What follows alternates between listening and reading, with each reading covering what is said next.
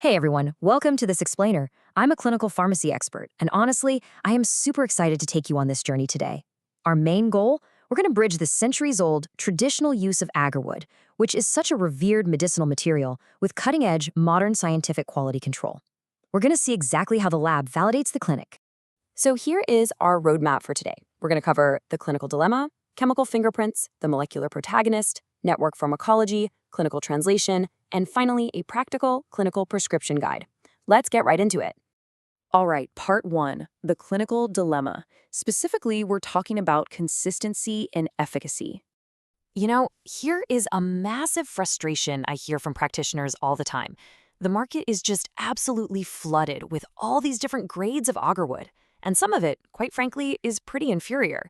That makes your clinical results super unpredictable, right? So how can you, as a modern practitioner, actually guarantee that signature qi-moving power in your prescriptions when the source material itself is all over the map?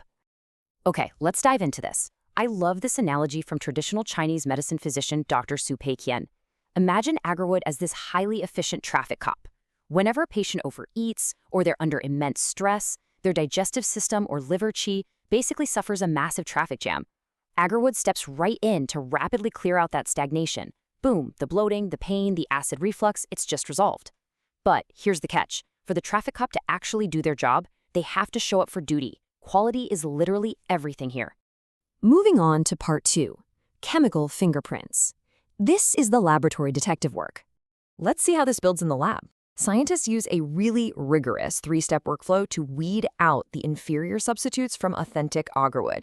First step, they use HPLC, high-performance liquid chromatography, to screen for 10 common chemical peaks across a bunch of different batches. Then, step two, they run a principal component analysis, or PCA, which naturally groups these samples by where they actually came from.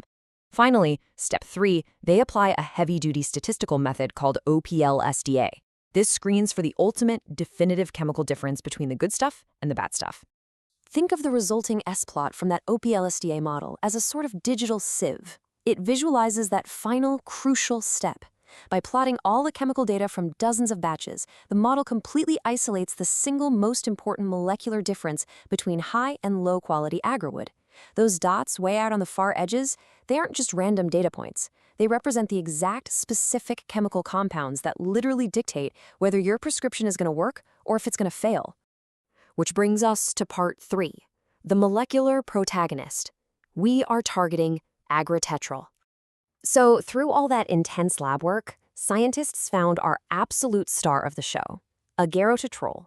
This is the definitive quality marker, or Q marker. Now, a Q marker isn't just some random chemical hanging out in a plant. It's a highly specific, measurable component that we use to definitively prove authenticity, evaluate the batch quality, and, most importantly for us in the clinic, guarantee efficacy. Agarwotetrol is the main active ingredient you've got to control for. And when you look at how these molecules interact together, it's just a brilliant synergy. Agarwood is packed with compounds. Take quercetin, for example. It gives you broad, generalized biological activity, like antioxidation. But honestly, quercetin is everywhere. It's in tons of plants. Agarwotetrol, on the other hand, provides the unique, characteristic depth. That is the exact molecule responsible for the unique qi-moving properties you rely on. All right, part four, network pharmacology. Let's look at the anti-inflammatory mechanisms. This network map brilliantly illustrates the sheer complexity and elegance of botanical medicine.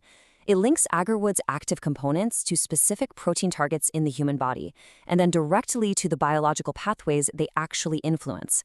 You can clearly see how agarwotetrol and its buddy compounds hit critical inflammatory targets, things like June, TP53, and Ariella. It's essentially a multi-component, multi-target, multi-pathway attack on inflammation and stagnation. To get really specific, the research shows agarwood extract pulls off this amazing dual mechanism.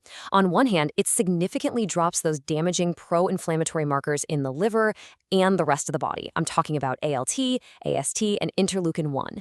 But at the exact same time, it actively raises protective factors. It boosts the activity of SOD, superoxide dismutase, and the anti-inflammatory interleukin-10.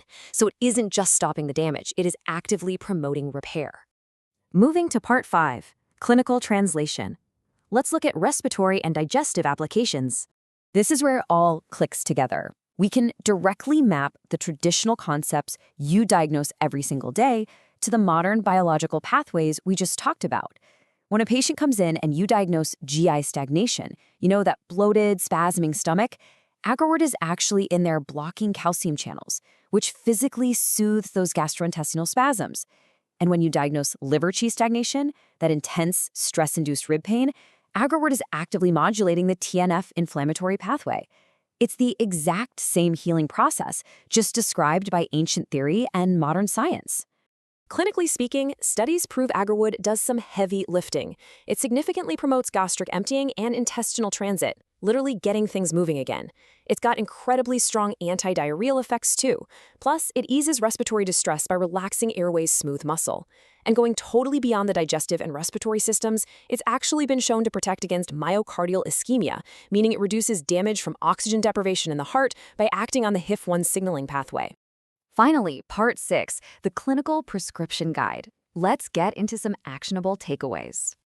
So, how do we prescribe this optimally? The absolute crucial point is this number right here, greater than 0.15%.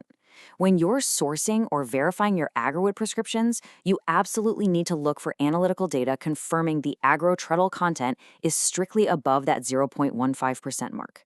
This is a scientifically validated threshold you have to hit to ensure the clinical efficacy that you and your patients expect. And the pharmacokinetic data gives us even more clues about dosage concentrations. Research shows that at a concentration of 70 milligrams per milliliter, agratotrol absorbs way faster into the bloodstream, at least in rat models, and it's much harder for the body to clear out. What that means is a significantly longer-lasting therapeutic effect, offering a really valuable reference point for adjusting your prescription doses. I also want to share a few clinical pearls straight from expert practitioners. First up, for real pain caused by blood stasis, Agarwood's qi-moving power is great, but it's not enough on its own. You have to combine it with blood-activating herbs like danshen or chuangsheng. Second, please do not rely solely on Agarwood for severe cardiovascular blockages. It's a team player in a tailored formula. Third, raw knot or Shengjie Agarwood generally yields much better clinical efficacy. And lastly, let's just bust a myth right now. You do not need ultra-expensive Quinone grade to get results. All resin-bearing Agarwood has valid therapeutic value and qi-moving properties. Which leaves us with this final big question. We have seen how a traditional traffic cop is actually a highly sophisticated modulator of calcium channels in inflammatory pathways. So, are you ready to upgrade your clinical prescriptions from empirical guesswork to absolute molecular certainty using quality markers like Agarwood's Retro? I really hope this explainer has empowered you with the science to prescribe with total confidence. Thanks so much for joining me, and keep exploring the incredible science behind our traditional remedies.